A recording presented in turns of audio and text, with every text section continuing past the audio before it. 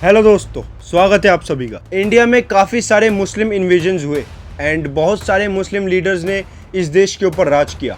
Even वो लोग यहाँ से कुछ लूट कर भी नहीं ले गए। ऐसा कुछ खतरनाक उन्होंने नहीं किया कि यहाँ का सारा माल उठाया और अपने देश में ले गए, बिकॉज वो यहीं पर आए एंड आधे से ज़्यादा तो यहीं पर मर गए। लेकिन आज के ज़माने में आप किसी भी भारतीय या किसी भी इंडियन से पूछोगे, एक्सेप्ट मुस्लिम्स को हटा के, किसी भी एक हिंदू से पूछोगे तो ऑब्वियसली ज़्यादातर हिंदूज उन्हें बुरा ही कहेंगे एंड उन्हें लुटेरे बताएंगे। मैं सारे हिंदूज की बात नहीं कर रहा हूँ, लेकिन मैं सारे हिंदूज की बात कर रहा हूँ। लेकिन आखिर ये नफरत फैली कैसे? आखिर ये नफरत लोगों के दिल में आई कैसे? तो इसका सीधा साधा जवाब है कुछ ऐसी झूठी इंफॉर्मेशंस, झूठी बातें, जिससे कि आज उन पास्ट के मुस्लिम लीडर्स को तो छोड़ो ही, बल्कि आज के मुस्लिम्स के लिए भी इस देश के हिंदुओं के दिल में बहुत ही ज्यादा नफरत फैल चुकी है। तो आज मैं कुछ ऐसे ही झूठों का पर्दाफाश करूंगा जिनका असलियत से कोई भी संबंध नहीं है एंड ये सरासर झूठ है। अगर आप एक सच्चे हिंदू हैं एंड सच सुनने की हिम्मत है तो प्लीज इस वीडियो को पूरा देख के जाएं एंड फिर मेरे को अपने विचार बताएं।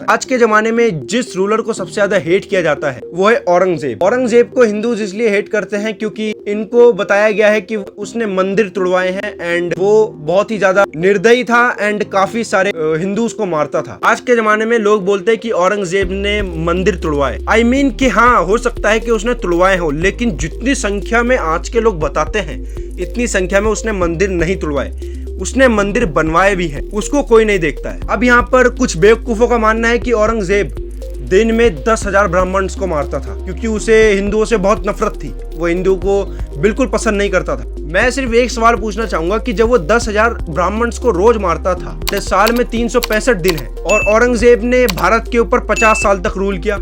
तो जब तक उसने रूल किया, उसने अपने पूरे जीवन के अंदर 18 करोड़ ब्राह्मणों को तो मारा ही होगा, है ना। औरंगजेब के टाइम पर इंडिया की जो पॉपुलेशन थी वो 15 करोड़ ही थी। अब इसका लॉजिक कोई मुझे समझा दे। जब तक औरंगजेब था तब तक अंग्रेजों की हिम्मत नहीं हुई भारत में घुसने की। औरंगजेब से ज्यादा लोग पसंद करते हैं शिवाजी महाराज को। औरंगजेब को कहते हैं कि वो एक लुटेरा था। लेकिन मैं इन लोगों की इन्फॉर्मेशन के लिए बता दूं कि जब ईस्ट इंडिया कंपनी अपना इन्फ्लुएंस इंडिया के अंदर बढ़ा रही थी तो तब मुगल एम्पायर काफी सारे टुकड़ों में बट चुका था एंड मुगल एम्पायर के जो टुकड़े थे उनमें जो नवाब्स थे वो आपस में मिलकर ईस्ट इंडिया कंपनी को रोकने की कोशिश कर रहे थे। लेकिन वहीं पर दूसरी तरफ मराठा एम्पायर बिल्कुल चुप बैठा रहा जब तक कि ईस्ट इंडिया कंपनी बहुत ज्यादा पावरफुल नहीं हो गई।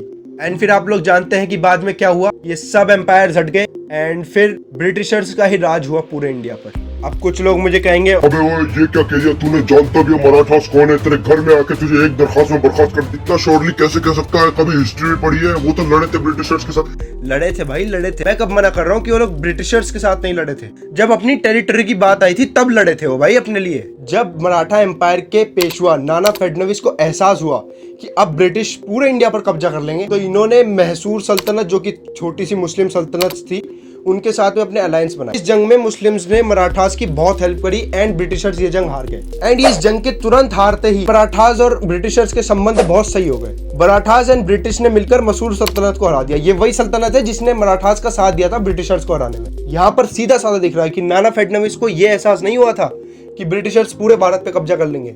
उन्हें यह एहसास हुआ था कि ब्रिटिशर्स उनकी टेरिटरी के ऊपर कब्जा कर लेंगे, तो उन्होंने इन मुस्लिम राजाओं को इस्तेमाल किया एंड बाद में इन्हें ही हरा दिया। फिर बाद में अंजाम जानते हो कि ब्रिटिशर्स ने किस तरह मराठा एम्पायर को डिस्ट्रॉय करा, ये सब लोग जानते हैं। यहाँ पर अब कुछ लोग सोचेंगे कि यहाँ पर तो झूठ खोलने की बात हो रही थी, लेकिन ये इतना लंबा क्यों खींच रहा है। मैंने यहाँ पर 2 झूठों का पर्दाफाश कर दिया है। दूसरा झूठ यह है मराठा एम्पायर सिर्फ अपना मसीहा था, पूरे भारतवर्ष का मसीहा नहीं था। एक और अफवाह है अलाउद्दीन खिलजी के बारे में कि उसने जब चित्तौड़ पर हमला किया तो वो रानी पद्मावती के लिए किया था। इसके ऊपर एक मूवी भी बनी हुई है, उसका नाम है पद्मावती। एंड अगर उस मूवी के आप डिस्क्लेमर में देखोगे तो डिस्क्लेमर में ही लिखा हुआ है कि इसका रियलिटी से कोई भी ताल्लुक नहीं है।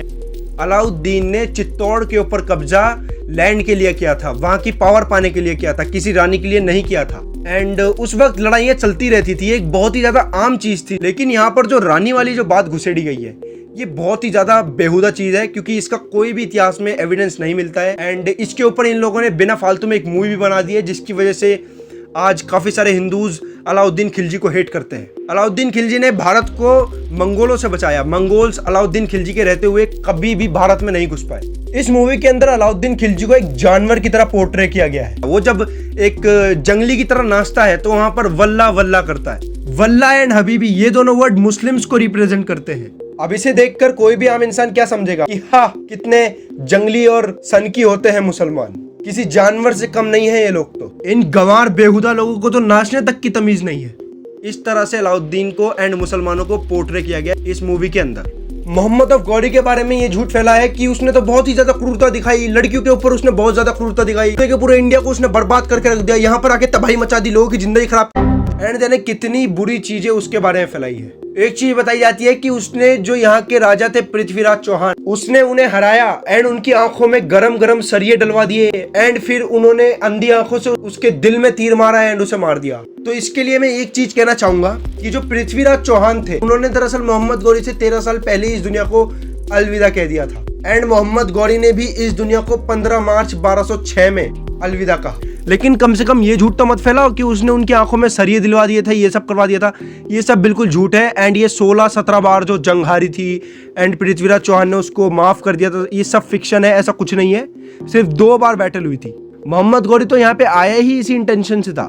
उस वक्त सिनेरियो ही ऐसा बना हुआ था कि अगर आप किसी के ऊपर हमला नहीं करोगे तो लोग आपके ऊपर हमला करके आपको मार देंगे। देखो, इंडिया में काफी सारे मुस्लिम किंग्स ने इन्वेड किया, लेकिन इसमें गलती हिंदू राजाओं की थी। वो कभी एक साथ मिलकर उनसे सामना उन लोगों ने नहीं किया। उस वक्त ऐसा ही माहौल था कि अगर आपको पावरफुल बनना है तो आपको किसी के लैंड के ऊपर कब्जा करना होगा। लेकिन यहाँ के जो हिंदू थे वो उन लोगों को उल्टा इन्वाइट करते थे। अगर कोई हिंदू राजा किसी मुस्लिम राजा से हार रहा है तो वो सब लोग अपने राज्य के बारे में सोचेंगे, उसको बचाने नहीं जाएंगे।